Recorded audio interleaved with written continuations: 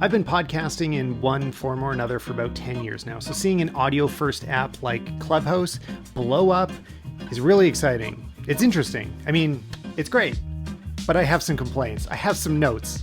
And to be clear, I'm on Clubhouse. I'm using it and enjoying it. There are good things about it, and I will include those as well, but I have some very serious problems with it. And if you want to start investing your time into it and building an audience there, consider these before you spend too much of your energy. And I wrote this down so I remember. So one good thing is that anyone can do it really easily. I've seen people jumping in there and hosting a kind of audio show that they never would have even attempted to do if it meant creating a podcast. You pick up your phone and in just a few seconds, you're having a live conversation with real people. That is exciting and very important. So we'll come back to the good stuff at the end, but here's my list of everything that's worse about Clubhouse than podcasting. So first of all, the biggest one, you don't own your content. And this goes for any platform. So if you're signing up for Instagram to share your photography and you grow a huge audience, you don't have a real direct connection with them. Instagram can and has shut down people's accounts without any sort of explanation. And there's not much you can do. And hey, I like social media. I spend too much time on YouTube and Facebook and Instagram and Twitter and everything else.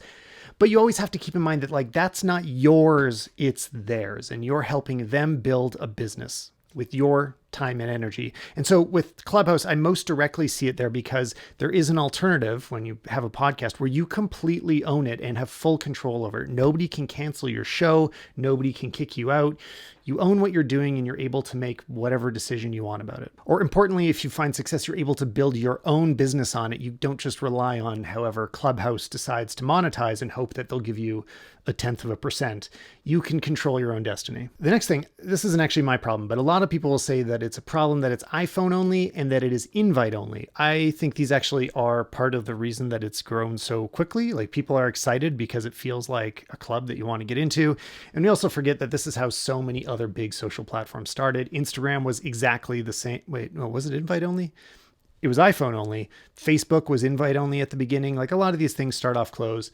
Clubhouse is growing and it will open up soon and be enormous within a year. So if you've got an Android phone, just wait a little bit longer. Another real problem, though, is the inability to kind of build real relationships with hosts. So there are people that are turning this into their platform of choice and they have an audience that gets to know them. But compared to a podcast where you come back every week and maybe another co-host and you get to know that relationship and you have an ongoing bond with the audience, it's really hard to do in Clubhouse because every time it's a whole new group of people. So even if, as a listener, I really enjoy somebody that speaks when I join their room, sometimes they don't say anything. Sometimes it's just everybody else in the room talking. When it's your podcast, you're guaranteed to have some time on the floor and your audience is guaranteed to hear from you because that's why they're here. That's why they keep coming back. If you spend any time in Clubhouse, this has probably driven you crazy too. The whole amount of time people spend resetting the room, so explaining why you're here, because most people weren't there at the beginning. The constant self-promotion, anytime anyone starts talking, it's like, hi, I run a multi-level marketing social media campaign platform where you can integrate your...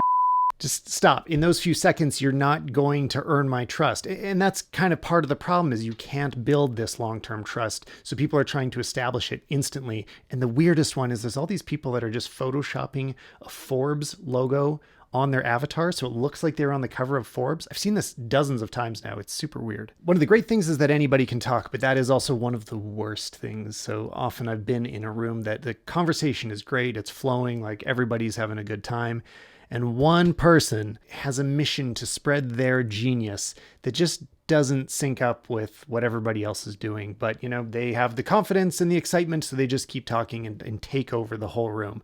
If it's a podcast, if I don't like the speaker, I can just unsubscribe. In a room, I might want to stay there. I want to hang out with these other hosts, but one person really can ruin it because they just keep jumping in and it drives me crazy. Well, that one, maybe it's my problem. Maybe I should just be more patient. In general, though, I also find that a lot of the time speakers aren't really focused. Like they definitely haven't done any planning because they just launched the app and started talking. And the conversation can really start to ramble away from whatever it was that interested you in the first place. Okay, fine, podcasts have a reputation for rambling and going all over the place, but it's the same reason that I don't like Q&A sessions at the end of a lecture or somebody speaking. The person that's up there has a series of ideas they want to present to you, and hopefully they've organized them in an interesting way. Once you get an audience just throwing in random questions, the topics usually start going down random rat holes that I am not interested in. It's usually more a story about the person asking the question, or honestly, they're just excited to be able to stand up and be on the stage for a minute, less so than actually exploring the topic at hand. So I way prefer it when people can just pursue their own ideas and have either co-hosts or other guests challenge them on it or ask them more questions. I don't love having the audience just jump up, usually interrupt. I know other people like this, like people like that they've always been in an audience before and now they get to raise their hand.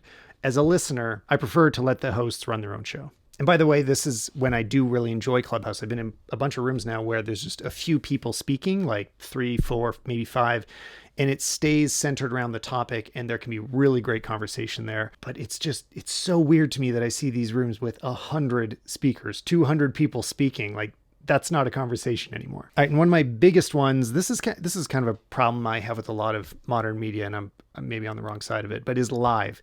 There is a huge problem with live that most people that are interested in what you have to say won't hear what you have to say if it's only happening live. And Clubhouse actively discourages people from recording the conversation and posting it later. So many of my favorite podcast moments were recommended from other people when they're like, oh, you've got to hear this hilarious moment in the Flophouse when they made this joke.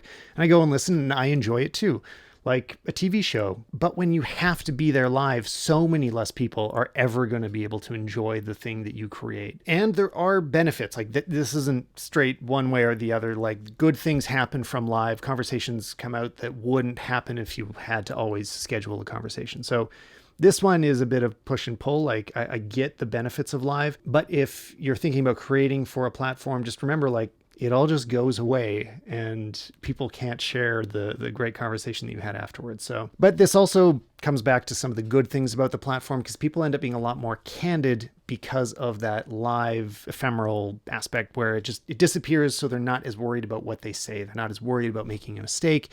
I think if they know it's being recorded and people are going to watch later, they get a little more self-conscious. And this last one, I'm going to leave this up to you guys. You tell me if this is good or bad. Basically, there is no real moderation in Clubhouse right now. You don't really know what topic is being discussed in a room other than the title, like what the person that starts the room says it's about. But people can have any conversation they want in there. So that can be great. It's good for sort of freedom of speech advocates. But it can also be a challenge. I mean, there's definitely been organized harassment on there. There's been real misinformation. And it's been a real challenge for them to be able to manage that. I've watched this argument go both ways. If you want really solid coverage about both Clubhouse and everything that's happening with social media right now, I would strongly recommend following Taylor Lorenz. She is the tech and internet culture reporter for the New York Times and is always on the ball with this stuff. So yeah, follow her on Twitter. She just created a newsletter. Really great information about all this kind of stuff. And the last one, same as the first one, it's not your platform. You don't own what you're building there. They can close it down at any time. You are not going to profit off it on the way that the people that created Clubhouse are. So keep that in mind. You can have a lot more potential growth there. It's very hard to grow your own podcast, but in the end, you're really creating it for them. All right, but I'm not cynical enough to only complain in this video. So I also wrote down some of the good things about it, because there are very good things about Clubhouse. I'm really enjoying my time there. First of all, the conversations are insanely candid, like much more so than I find in a lot of podcasts, because of, like I said, it's live. People have so much less pressure about what they say. And I've heard some big creators, like there was this amazing moment when Mr. Beast had just created his account. Then Logan Paul heard that he was in a room. So Logan Paul created an account and they were both experiencing their first moment in Clubhouse together. And it was like, I was just listening to them talk on the phone. It was really interesting. And they're just giving out all these great YouTube insights.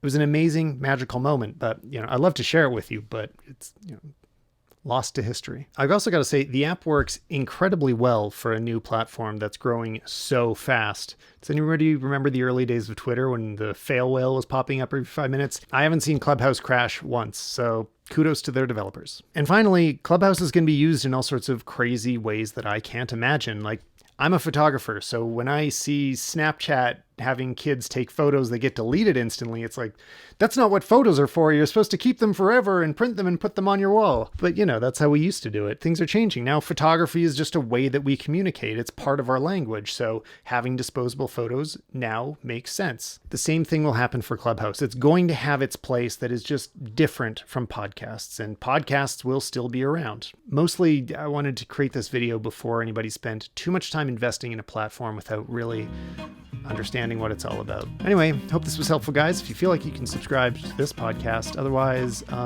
see you on Clubhouse.